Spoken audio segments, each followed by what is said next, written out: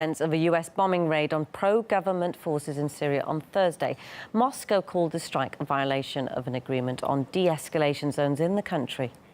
We're still looking into the details, but according to several reports, dozens of civilians died because of that airstrike. Whatever the reason for the decision by top US military officials to carry out the attack, it's not legitimate, it breaks the law, and it's a severe violation of Syrian sovereignty. I made a commitment that they wouldn't happen again if our forces weren't threatened, and everybody understands what the rules are. So that's what's going to prevent it in the future. Alexei Yaroshevsky brings us more details from Washington.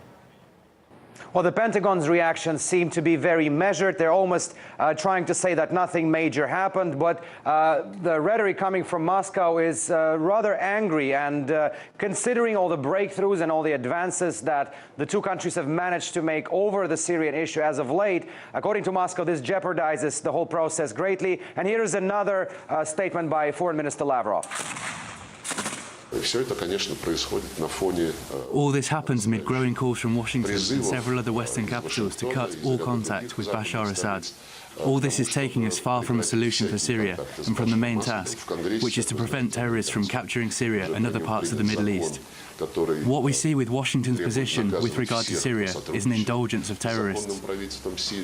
So you heard there that the main task, according to the Russian foreign minister, is fighting terrorism. But nonetheless, the special presidential envoy to the international coalition fighting ISIS from the American side, obviously, Brett McGurk, had this to say about the Assad government. Syria, of course, is far more difficult than Iraq. We don't have a government to work with, and we will never work with the Assad regime. Well, one thing, of course, is Assad, and there's absolutely no surprise that the U.S. government would say something like that about the government in Syria. But there are a lot of questions, obviously.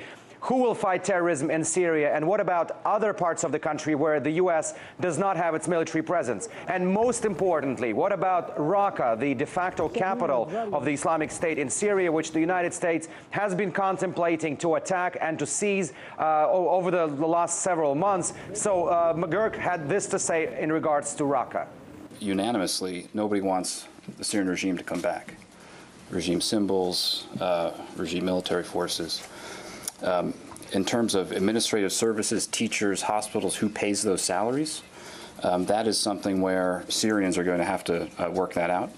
We are not in the business of as I said, nation-building operations. So Syrians have to work this out, but at the same time, they don't want to work with Assad's government, and there's no government in Syria, according to McGurk. So again, this is all a quagmire, but just a reminder that only a few weeks ago, Lavrov, the Russian foreign minister, and President Trump held talks about deconfliction zones in Syria and solving the whole terrorism problem in the country, and they said the talks were positive. But again, we see that with the latest developments, this positivity may be fading away again. We spoke to political analysts Chris Banbury and John White about US military involvement in Syria. I, for the life of me, cannot see how this airstrike helps in the slightest any possibility of there being a negotiated peace deal, which is surely what is required as the only way we can solve this civil war. It doesn't help in the slightest, and Daesh must be laughing up their sleeves. But we know what the problem is here is it's not just Daesh. We have al-Nusra Front, who are supposedly the good guys, even though they're linked to al-Qaeda, backed by the Saudis, who are part of the opposition the Americans are arming and training. So, you know, it keeps coming back to it. There is no coherent narrative coming out from Washington here. Now we're getting to the nitty-gritty when it comes to Washington's agenda in Syria. Many of us suspected all along that regime change was its primary objective, and that's been proved by the recent statement by Mr. McGurk saying that the Americans have no intention of working with President Assad. They deny his legitimacy, and I have no doubt that the Americans would actually rather have ISIL or Nusra in Damascus than Bashar al-Assad. We only have to look at what they've done to Libya in 2011. Somewhere, sometime, a line must be drawn in the sand. And this is the results of the unipolar world that we've been living with since the demise of the Soviet Union in the early 1990s.